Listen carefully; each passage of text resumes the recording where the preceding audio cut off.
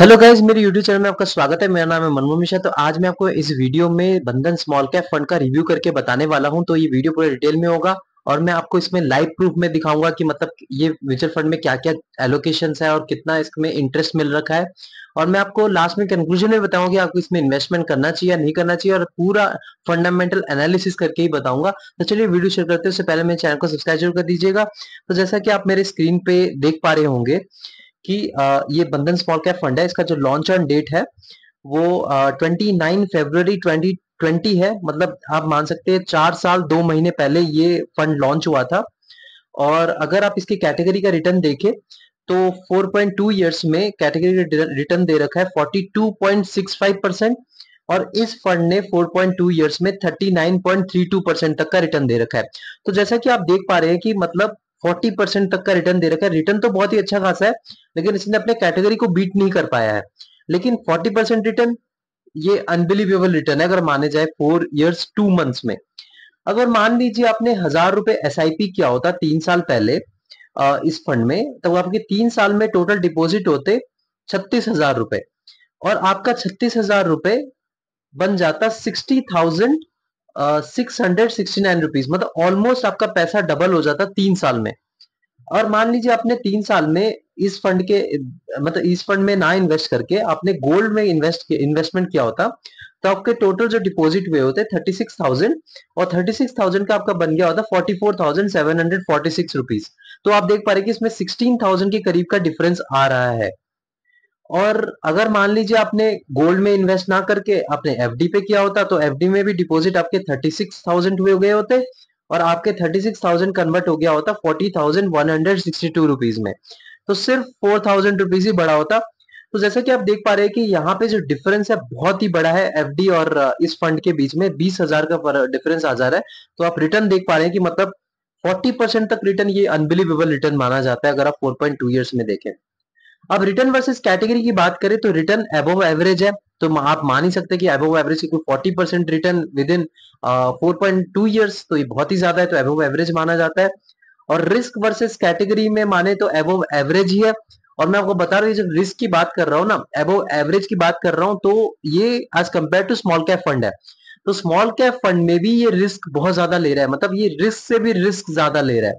तो अगर आप बहुत ज्यादा रिस्क ले सकते हैं, मतलब रिस्क के ऊपर भी रिस्क ले सकते हैं, तभी आप इस फंड में इन्वेस्टमेंट करिएगा, वरना नहीं करिएगा। क्योंकि आप यहाँ पे देख पा रहे हैं कि इसमें जो रिस्क वर्सेस कैटेगरी वो अबव एवरेज है, मतलब एवरेज से ज्यादा रिस्क है। मतलब ये हाई और एवरेज के बीच में जो एक पॉइंट होता है ना, उसमें ये आता है।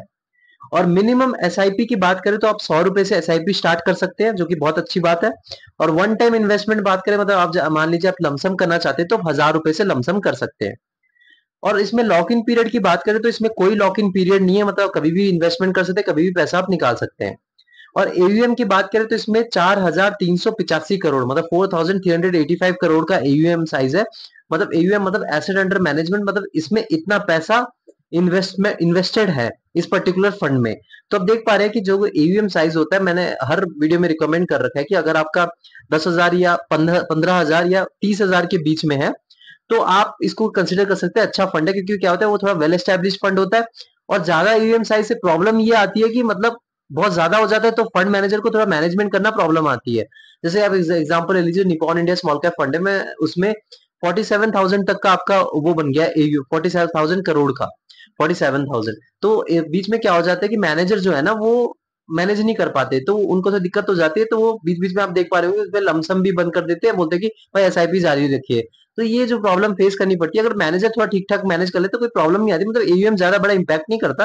लेकिन इसमें अगर आप देखें तो अभी स्टार्टिंग फेज है, इतना ज्यादा पुराना फंड नहीं है, इसलिए इसमें 4,385 करोड़ है, तो ठीक ठाक है। लेकिन अगर 10,000 करोड़ होता तो तब थोड़ा ज्यादा अच्छा खासा मतलब माना जाता है फंड को, कि वेल एस्टेब्लिश फंड माना जाता है। एक्सपेंस रेशियो की बात करें तो 0.37%। और मैं आपको बता रहा हूँ, एक टाटा स्मॉल कैप फंड हो गया और एक ये बंधन स्मॉल कैप फंड हो गया, यही दो फंड है जो एक्सपेंस रेशियो 0.35 या 0.37 में आपको 40% तक का रिटर्न देते हैं। और वो जो टाटा स्मॉल कैप फंड, अगर आप इसका 5 ईयर्स का रिटर्न देखें तो उसमें 29% तक का रिटर्न है, और इसमें 40% तक का रिटर्न है। तो देख पा रहे हैं कि बहुत ही कम एक्सपेंस रेशियो में इसने रिटर्न बहुत ही अच्छा खासा दे रखा है। एक्सपेंस रेशियो बेसिकली होता क्या है कि ये आपका जो मैनेजर है वो फीस रखेंगे, मतलब जैसे वो, अब आप दिमाग तो लगा नहीं रहे हैं, वो दिमाग लगा रहे हैं, तो वो अपना कुछ फीस तो रखेंगे ही, तो ये एज ए फीस रखते हैं प्रॉफिट पे, आपके प्रॉफिट पे।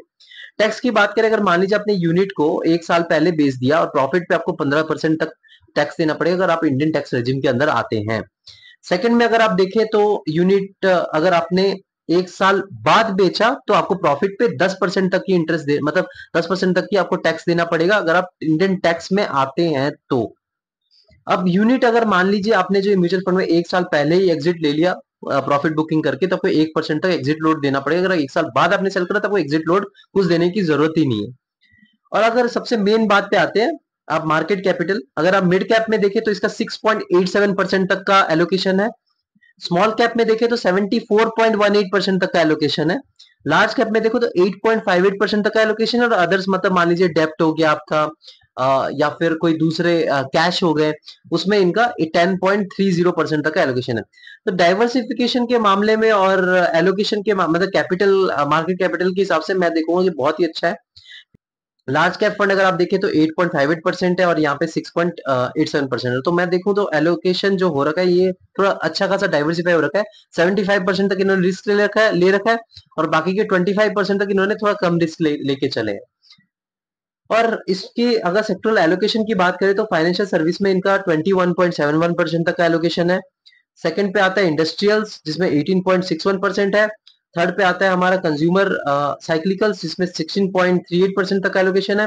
फोर्थ में आता है बेसिक मटेरियल जिसमें 13.20% का एलोकेशन है। फिफ्थ में आता है हमारा हेल्थ केयर जिसमें 9.47% तक का एलोकेशन है। सिक्स में आता है हमारा टेक्नोलॉजी जिसमें 6.91% तक का एलोकेशन है। सेवंथ में आता है कंज्यूमर डिफेंसिव जिसमें 4.70% तक का एलोकेशन है। 8 में आता है हमारा रियल एस्टेट जिसमें 4.20% तक का एलोकेशन है। 9 में आता है हमारा कम्युनिकेशन सर्विसेज जिसमें 1.28% तक का एलोकेशन है। और लास्ट में आता है हमारा एनर्जी सेक्टर जिसमें 1.03% तक का एलोकेशन है। तो देखें तो इसमें चार जो सेक्टर है, मतलब फाइनेंशियल सर्विस, इंडस्ट्रियल्स, कंज्यूमर्स, साइक्लिकल्स और बेसिक मटेरियल्स, जो ये जो चार सेक्टर, और हेल्थ केयर भी आप कंसिडर कर सकते हैं, ये जो चार पांच जो सेक्टर्स है, अगर ये अच्छा करते हैं तो आपका डेफिनेटली इसमें जो इसका जो प्राइस है आपको बहुत अच्छा खासा देखने को मिलेगा और आपको आपका इंटरेस्ट जो है बहुत अच्छा खासा आपको देखने को मिलेगा। अब मैनेजर की बात करें, फंड मैनेजर की बात करें तो टोटल 4 फंड मैनेजर्स है। जो एक है मनीष गुनवानी जिनका एक्सपीरियंस है 1.28 ईयर्स टू 6 ईयर्स। और सेकंड है कीर्ति जैन जिसका एक्सपीरियंस है 0.91 ईयर्स। और थर्ड पे है रितिका बेहरा जिनका एक्सपीरियंस है 0.57 ईयर्स। और फोर्थ पे आता है हर्ष भाटिया जिनका एक्सपीरियंस है 0.18 ईयर्स। एक्सपीरियंस के मामले में देखें तो इनमें से चारों के चारों में से कोई भी एक्सपीरियंस दिख नहीं रहा है। तो बेसिकली इनमें कोई एक्सपीरियंस है जो कि थोड़ा नेगेटिव पॉइंट है। मैं मानता हूँ कि 4-5 साल का मिनिमम एक्सपीरियंस का एक फंड मैनेजर हो रहता है तो थोड़ा बहुत आपको सेफ फील होता है, मतलब एक्सपीरियंस थोड़ा बहुत मैटर करता ही है। रेटिंग की बात करें तो मैं इसको 4/5 दूंगा। रीजन ये है, देखिए इस फंड को मैं 2 या फिर 3/5 देता, लेकिन रीजन ये है कि इसने जो रिटर्न है बहुत ही अच्छा खासा दे रखा है। आप देखो 40% तक रिटर्न जो कि अनबिलीवेबल रिटर्न है। सेकंड इसका जो है एक्सपेंस रेशियो 0.37% है जो कि बहुत ही कम एक्सपेंस रेशियो है। और थर्ड इसकी मैं बात करूंगा कि जो इसका जो डाइवर्सिफिकेशन है थोड़ा ज्यादा अच्छा खासा 75% तक इस तरह स्मॉल कैप एलोकेशन है। और अगर और देखिए बाकी 25% से थोड़ा बहुत सेफ चल रखा है। अब इसका जो मैंने पॉइंट काटे हैं, मतलब कि क्यों, मतलब जो नेगेटिव इसमें क्या है, नेगेटिविटीज की बात करें तो फंड मैनेजर्स है वो ज्यादा एक्सपीरियंस नहीं है। सेकंड की बात करें जो इनका जो मतलब ये स्मॉल कैप फंड है तो डेफिनेटली मैं आपको बता रहा हूँ बहुत ही ज्यादा रिस्कियर रहता है, बहुत ही ज्यादा आपको वॉलेटिलिटी फेस करनी पड़ती है। तो सेकंड में तो ये रहेगा। थर्ड पे मेरा ये रहेगा कि इसका जो एयूएम है साइज है अभी थोड़ा बहुत कम है। तो ईएम थोड़ा बहुत मैटर करता है, लेकिन ज्यादा मैटर नहीं करता, लेकिन फिर भी थोड़ा बहुत मैटर करता है। तो ये ओवरऑल अगर देखें तो रिस्क थोड़ा ज्यादा लेके चलता है, स्मॉल कैप फंड है तो डेफिनेटली, लेकिन फिर भी अपने आपको एडजस्ट करने के लिए इसने 25% तक का सेफ चलने की कोशिश करी है मार्केट कैपिटल में देखा जाए। तो कंक्लूजन में बात करें तो मैं आपको ये बताना चाहूंगा कि अगर आपके पास टाइम फ्रेम 10 साल का है और 10 से 15 साल, तो आप डेफिनेटली इसमें एसआईपी कर सकते हो, लेकिन सारा पैसा इसमें मत लगाइए, अपना कुछ हिस्सा लगा सकते हैं। आप ज्यादा एसआईपी मत करिए क्योंकि ये स्मॉल कैप फंड है, स्मॉल कैप फंड बहुत ही ज्यादा रिस्की होते हैं। तो 500 रुपए 1000 रुपए इन्वेस्टमेंट कर सकते हैं, लेकिन इतना ज्यादा मत करिए। इससे बेटर आपको स्मॉल कैप फंड भी मार्केट में देखने को मिलेंगे। लेकिन हाँ, इसमें आप कर सकते हैं, ऐसा नहीं कि कोई बुरा फंड है, लेकिन आप थोड़ा अपना रिसर्च करके करिएगा, ये नहीं कि मैंने बोल दिया और आपने कर दिया। तो मेरे चैनल को सब्सक्राइब जरूर कर दीजिएगा, मैं ऐसे वीडियो लाता रहता हूँ। Thank you.